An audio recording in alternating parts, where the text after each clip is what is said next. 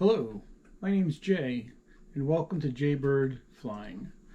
This channel I'm hopefully going to create is basically to share my experiences as a sport pilot, going out to see what's next after getting certified. Being that I'm 245 pounds, 6 foot tall, what's going to be a plane that I'm going to enjoy sitting in for 2 hours flying someplace? What will I be comfortable in, as well as what will be economical for the fly?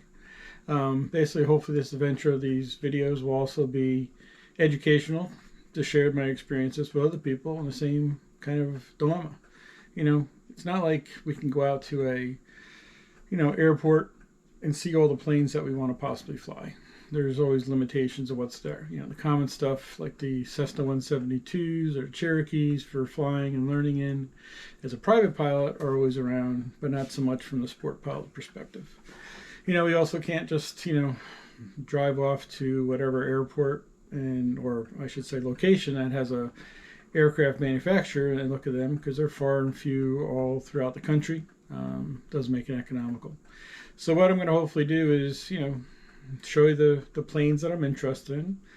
Hopefully show you how they fit with me, how my comfort level is, how my controls feel, and so forth. Again, being who I am, my size, as well as what's a good useful load for some of these planes.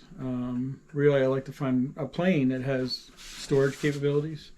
One of my biggest things for learning to fly was pandemic. Opened my eyes at a few friends that passed away. So it was kind of like, hey, what's really on Jay's list of things that need to be done? There's some things that, may get done, may not get done, but I've always wanted to fly.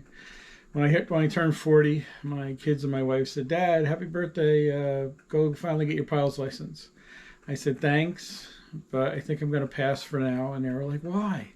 I'm like, "Well, you guys got this game, that game, this function going on that I always have to be at to take pictures or coach or whatever." I said, as well as, they had their things going on where it was costing. So I didn't want to try to juggle kids' life and trying to study for pilot stuff, because that had to be a dedicated thing. So I put it off until a year and a half ago, and I finished my certification in March 1st. So hopefully with this breakdown of what planes and so forth, enable me also to share the experiences with other people.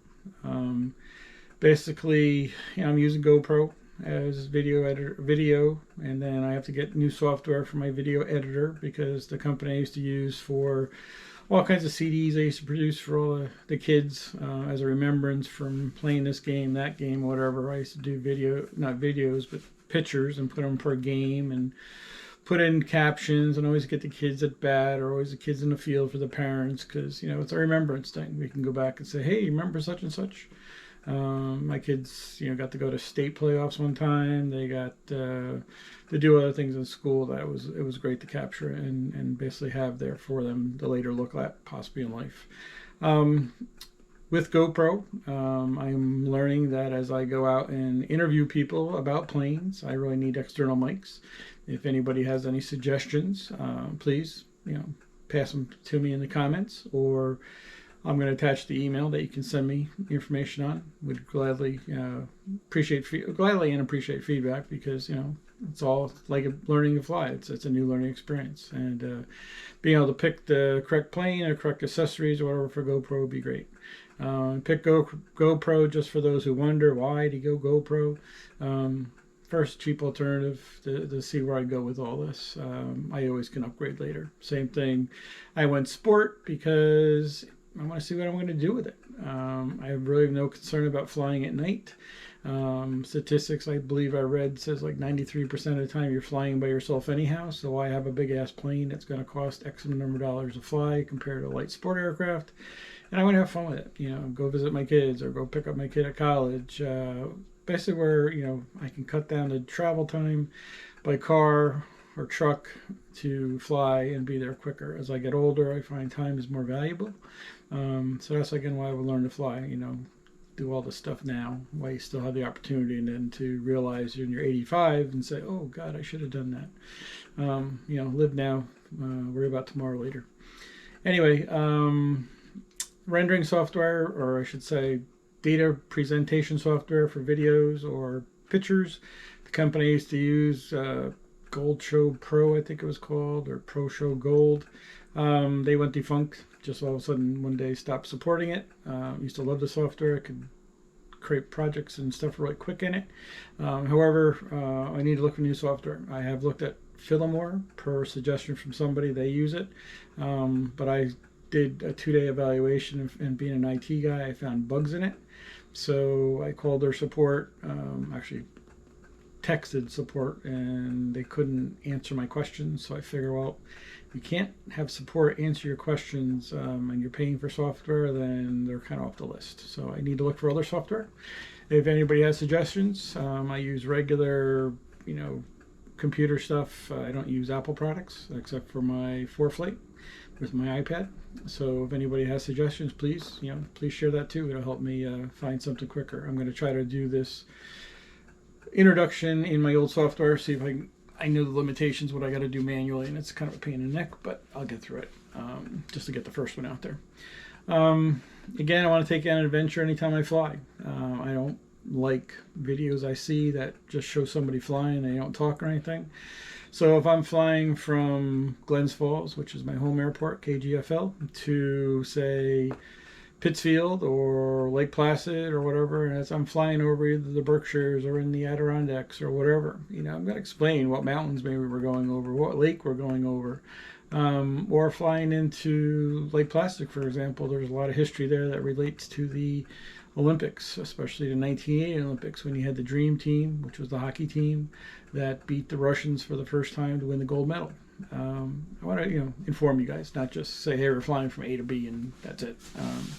I found when I was learning to fly, there was quite a few videos I used to watch on YouTube, regular guys that kept it simple, kept it basically saying, hey, we're flying from A to B.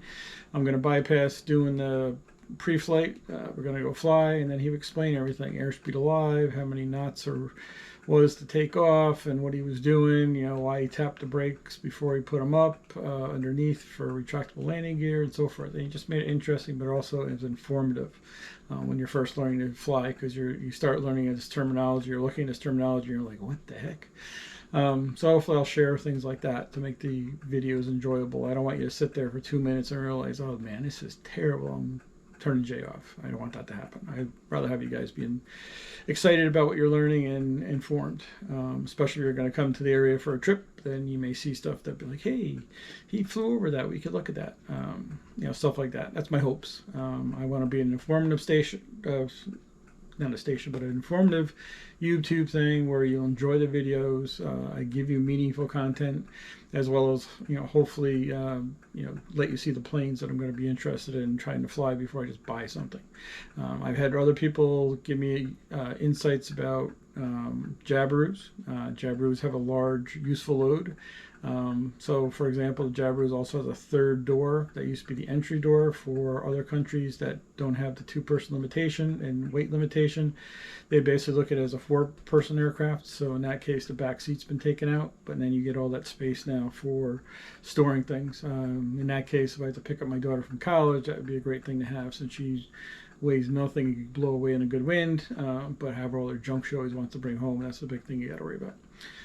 So hopefully, again, finding planes won't be that big of a deal. Only time you usually can fly planes if you go to air shows like Oshkosh or Sun and Fun, where you can look up planes or test planes and try them out before you try to find a deal on one or try to work with a dealer at an air show. I try to do research. Maybe I do too much research on things, but I enjoy, looking at it. This way I know what I'm going to go buy, especially if I'm going to do a partnership with a buddy on a plane.